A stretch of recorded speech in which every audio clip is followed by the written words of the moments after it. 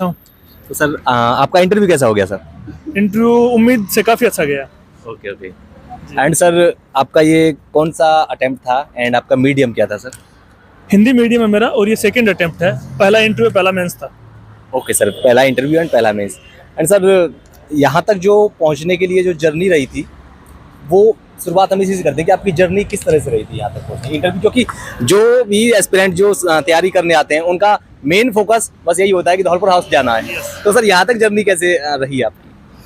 Sir मैंने मार्च 2022 से तैयारी शुरू करी थी। जी सर। तो 22 वाला अटेम्प्ट मेरा अच्छा नहीं गया था, तैयारी अच्छी नहीं थी। जी सर। और हिंदी साहित्य मेरा ऑप्शनल है वो कि मैंने सेकंड जो अटेम्प्ट था उसमें चेंज किया था। उससे पहले मैं ज्योग्राफी से दे रहा था, हालांकि प्रीलिम्स नहीं हुआ था मेरा उस टाइम।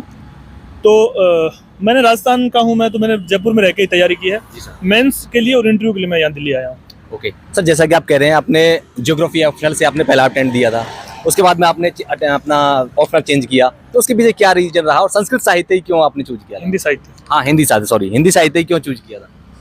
सर जेन्युइन बात तो ये है कि नंबर नहीं आ रहे थे ज्योग्राफी में। जी सर। सुनील धनवंता सर भी, जो गौरव त्रिपाठी सर है, उन्होंने भी चेंज किया था। इसका वजह ये थी कि उनको 200 से ज़्यादा नंबर ही नहीं आ रहे थे। तो 3 अटेम्प्ट के बाद भी 200 से ज़्यादा नंबर नहीं आ रहे थे। जी सर। और हिंदी में सिलेबस छोटा है, मेरा इंटरेस्ट भी था। जी जी। तो मुझे लगा कि यहाँ पे 260-65 नंबर आराम से स्कोर किए जा सकते हैं, तो उस वजह से। तो सर ऑप्शनल चूज करने के लिए जैसा कि आप कह रहे हैं स्कोरिंग भी होना चाहिए एक सब्जेक्ट और इंटरेस्ट भी होना चाहिए, और इसके अलावा और क्या फैक्टर होना चाहिए कि जो एस्पिरेंट है, नया एस्पिरेंट, वो क्योंकि कंफ्यूज रहते हैं हमें कौन सा ऑप्शनल चूज किया जाता है? देखो, आप इंग्लिश मीडियम से अगर हो तो मुझे लगता है कोई भी ऑप्शन काम करेगा आपके लिए, क्योंकि वहाँ पे लगभग मोर और लेस एक जैसे नंबर आते हैं। लेकिन हिंदी मीडियम में थोड़ी लिमिटेशन है। हिंदी मीडियम आप हिंदी लिटरेचर के साथ जा सकते हो या कोई भी अदर लैंग्वेज का लिटरेचर है, जैसे लोग मैथिली से देते हैं, संस्कृत से भी देते हैं, हिस्ट्री से आप दे सकते हैं, हिस्ट्री में भी अच्छे नंबर आ जाते हैं। लेकिन ज्योग्राफी क्योंकि थोड़ा टेक्निकल सब्जेक्ट है तो वहाँ पे मार्क्स का पैटर्न अनफॉर्चुनेटली ये बात है, लेकिन हाँ कम आते हैं नंबर। एंड सर आपने रिसोर्सेज क्या फॉलो किए इसके लिए, हिंदी साहित्य के लिए, आपके ऑप्शनल के लिए, और पर्टिकुलरली आपकी स्ट्रेटजी क्या रही थी? हिंदी साहित्य के लिए मैंने दृष्टि के नोट्स पढ़े हैं, सभी वही पढ़ते हैं। हिंदी साहित्य में एक विकल्प है और कोई विकल्प है नहीं। एंड सर स्ट्रेटजी क्या आपने फॉलो कर दी इसके लिए? कोई अलग कोई मतलब जेन्युइन और कोई बढ़िया स्ट्रेटजी कोई अलग से जो कि लगता हो कि जिससे स्कोर ज्यादा कर पाए बच्चे? देखो यार, हिंदी में क्या है कि हिंदी में एक तो आपको कोटेशन यूज करनी होती है, कोई भी लिटरेचर में आपको कोटेशन यूज करनी पड़ेगी। एक कोटेशन ज्यादा यूज करो, एक क्वेश्चन 2-2, 3-3 कोटेशन यूज करो आप, मतलब जहाँ जरूरत हो। उसके अलावा जो दोनों पेपर है, खासतौर से जो भाषा खंड वाला पहला पेपर है, तो उसमें काफी अच्छा मार्क्स आ सकते हैं। तो उसको आप बाय हार्ट कर लीजिए, छोटा सा सिलेबस आप उसको, और टेस्ट लिखिए, रेक्टिफाई करिए अपनी, पीवाईक्यूज को ढंग से देखिए, है ना। हिंदी में तो आप पीवाईक्यू देखेंगे, अगर 10 साल के पीवाईक्यू देख लिए और उसके हिसाब से आपने अगर तैयारी कर ली तो मुझे नहीं लगता कि उससे बाहर कुछ जाता है। Okay okay. And sir prelims के लिए टेस्ट सीरीज लगाना बहुत जरूरी होता है। टेस्ट सीरीज के अलावा क्या आपको लगता है और आपने क्या उसके लिए फॉलो किया कि पीवाईक्यूज कितने इंपॉर्टेंट होते हैं उसके लिए? क्या एक एस्पिरेंट पीवाईक्यू पर डिपेंड हो सकता है या फिर उसको टेस्ट सीरीज लगानी जरूरी? दोनों में क्या ज्यादा जरूरी है? देखो, दोनों ही जरूरी है। पीवाईक्यू से ये होता है कि आपको पता चल जाता है कि एक तो जैसे प्रीलिम्स का सिलेबस डिफाइंड नहीं है, सिलेबस है वो मेंस का अच्छा डिफाइंड है एकदम। तो प्रीलिम्स का कोई सिलेबस नहीं है, तो पीवाईक्यूज है वो हमें दिखाते हैं कि किस रास्ते पे चलना है। तो पीवाईक्यूज का ये यूज है कि आपको मेजर जो एरिया है फोकस के वो पता चल जाएंगे, जैसे पॉलिटी है, इकोनॉमी है, तो इनको आप फोकस कर सकते हैं। पॉलिटी, इकोनॉमी और ज्योग्राफी, ये 3 ऐसे सब्जेक्ट है जिनको आपको बाई हार्ट करके जाना चाहिए मेरे हिसाब से। स्टैटिक बहुत मैटर करता है, करंट अफेयर के पीछे बहुत ज्यादा नहीं भागना प्रीलिम्स के लिए खासतौर से, क्योंकि वो क्वेश्चन कैसे आएंगे आपको पता नहीं है। जैसे वो आ गया था, गिलेरी वाला आ गया था, उसके व्यवहार का प्रश्न आ गया, ये आप प्रेडिक्ट नहीं कर सकते। तो मेरे हिसाब से स्टैटिक पोर्शन पे स्टिक करिए, उसको अच्छे से तैयार कीजिए, सेक्शनल टेस्ट लगाइए, फुल लाइन टेस्ट भी आप, मैंने तो 40 के आसपास टेस्ट लगाए थे।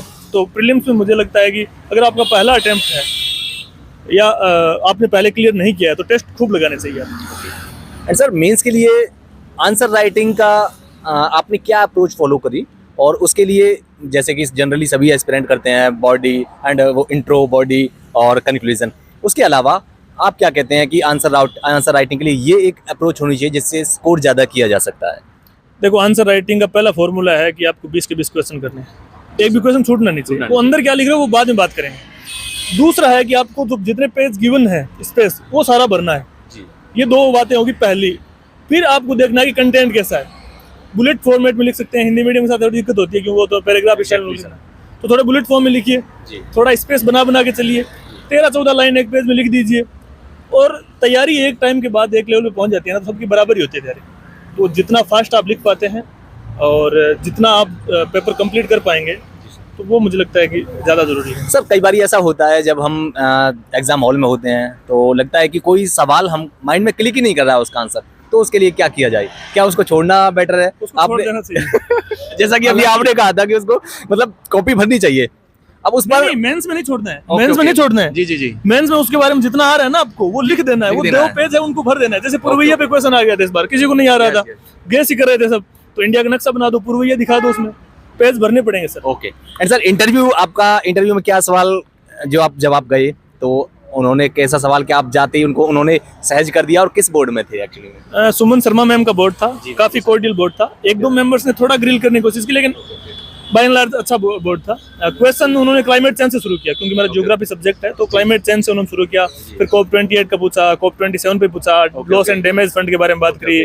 फिर पूछा लाइफ, जो हमारे ऑनरेबल प्राइम मिनिस्टर ने जो अभियान चलाया था लाइफ, उसके बारे में उन्होंने पूछा। फिर बैंकिंग से रिलेटेड भी कुछ क्वेश्चन पूछे थे, क्योंकि मैं PhD कर रहा हूँ तो उसके टॉपिक के बारे में भी उन्होंने पूछे, एक क्वेश्चन पूछा था। और फिर जो मणिपुर वाला मामला है जो, उस पर क्वेश्चन पूछे। म्यांमार पे जो अफमार का मामला जो चल रहा है अभी, फेंसिंग की बात कर रहे हैं होम मिनिस्टर ने, जो उस पर क्वेश्चन पूछे। तो मैं कहूँगा कि मेरा तो करंट अफेयर पे चल गया। ओके, तो मतलब आपकी जो डेफ में आपकी हॉबीज वगैरह थी, उन सबसे सवाल कुछ नहीं पूछा यार। हॉबी न तो क्रिकेट से कुछ पूछा, न मेरी एक हॉबी थी उससे कुछ पूछा, न मेरी PhD पे कुछ ज्यादा डीप डिस्कशन हुआ जी। मेरा तो करंट अफेयर पे चल गया सारा। ओके, तो मतलब सारा ही इंटरव्यू आपका करंट बेस्ड रहा, डेफ से सवाल नहीं पूछे गए थे। तो वो मुद्दे जिन पे पता था कि इन पे क्वेश्चन आएंगे, जो मतलब हाल फिलहाल में चर्चा में रही है, जैसे मणिपुर वाला मामला सबको पता है, उस पे क्वेश्चन आ सकता है, क्लाइमेट चेंज पे आ सकता है, COP 28 पे क्वेश्चन आ सकता है।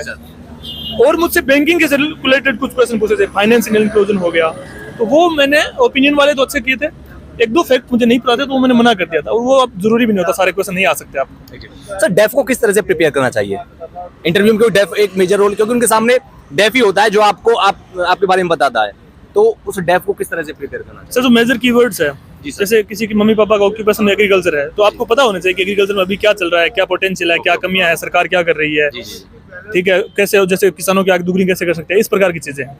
फिर जैसे है कि आपका जैसे जो स्टेट है उनके अभी क्या प्रोमिनेंट प्रॉब्लम है, क्या मेजर इश्यूज है, उन पर बात कर सकते हैं, उन पर आप तैयारी कर सकते हैं। और बाकी आपके जो सब्जेक्ट्स हैं ग्रेजुएशन में है, उन पर ज़्यादा मुझे नहीं लगता ज़्यादा तैयारी करने की जरूरत है। जैसे मेरा हिस्ट्री था ग्रेजुएशन में, मतलब हिस्ट्री भी एक सब्जेक्ट था, 3 सब्जेक्ट थे, हिंदी लिटरेचर था, ज्योग्राफी था, हिस्ट्री था। उस पर मैंने कुछ तैयारी नहीं की और उस पर कुछ क्वेश्चन भी नहीं है। तो हाँ, और आपके MA अगर है और ऑप्शनल अगर है तो उसमें तैयारी होनी चाहिए। हिंदी साहित्य से तो नहीं पूछते क्वेश्चन, लेकिन ज्योग्राफी PSIR वाले हैं तो उनसे पूछने की संभावना बनती है। जैसे मेरा MA में सब्जेक्ट था, PhD में कर रहा हूँ ज्योग्राफी से, तो क्लाइमेट चेंज वाला क्वेश्चन पूछने का कारण वही था। वैसे सर ने क्या करना चाहिए क्या नहीं करना चाहिए वो तो सर ने सारा कुछ ही बता दिया। इससे बढ़िया इंटरव्यू मुझे नहीं लगता मैंने कभी किया है। दूसरी चीज सर ये है, क्योंकि बहुत लंबी जर्नी है, बहुत सारे अप डाउन आते हैं, है ना, तो बच्चे जो काफी डिमोटिवेशन हो जाते हैं, एंजाइटी, स्ट्रेस, बहुत सारी चीजें होती हैं, तो उन सबसे कैसे टैकल किया जाए? क्योंकि जर्नी बहुत लंबी है, एक साल ही एग्जाम में हो जाता है, उससे पहले तैयारी और वो सारी चीजें, तो मोटिवेट कैसे रहें वो? पहली बात तो यार, कॉलेज खत्म होने से पहले पढ़ाई मत शुरू करो तैयारी UPSC, ठीक है। 12वीं के बाद ही आप शुरू हो जाते हो, आपको मैच्योरिटी नहीं, आप चीजें समझ नहीं पा रहे। तो मेरा ये मानना है कि ग्रेजुएशन होना। एक मिनट सर, मैं आपको थोड़ा सा इसको रोकूं, मैं इसी क्वेश्चन पे आने वाला था कि सर तैयारी कब से शुरू करनी चाहिए, पर आपने पहले बता दिया, वो अच्छी बात रही। तो सर ने बोला कि ग्रेजुएशन के बाद ही तैयारी, ग्रेजुएशन करो, एक मैच्योरिटी आएगी। ये UPSC एग्जाम है, वो थोड़ा मैच्योरिटी पे ज्यादा हाँ, और उसमें भी ये है कि आपको अगर समझ में आ रही है एग्जाम, ये समझ में आ रहा है ना, तो आप आराम से कर लोगे, नहीं तो आपकी जर्नी बहुत लंबी हो सकती है। और दूसरी बात ये है कि यार को बैकअप प्लान बना लो आप। UPSC बहुत अनसर्टेन है, इसीलिए इसको अनसर्टेन पब्लिक कमीशन भी बोलते हैं कि इसमें कुछ पता नहीं होता कि कब क्या हो जाए। जैसे मैं अभी PhD कर रहा हूँ और मेरा नेट JRF भी है, तो वो भी मेरे पास एक बैकअप है कि अगर यहाँ कुछ नहीं होता है तो मैं प्रोफेसर वगैरह बन सकता हूँ, उसमें कुछ कर सकता हूँ। लेकिन हाँ, वो फोकस है, उसको रखना है, लेकिन बैकअप प्लान आपको मजबूत करेगा, आपको कमजोर नहीं करता है, मजबूत करता है कि हाँ मैं गिरूंगा तो 0 पे नहीं जाऊंगा, ये रखना है। तो वही सलाह है। ऊपर से पेशेंस तो रखना ही रखना है, हार्ड वर्क करना ही करना है। हार्ड वर्क करने के साथ साथ थोड़ा ही बहुत जिंदगी जीनी है ना, ऐसे नहीं है कट जाना है, सब चलना चाहिए।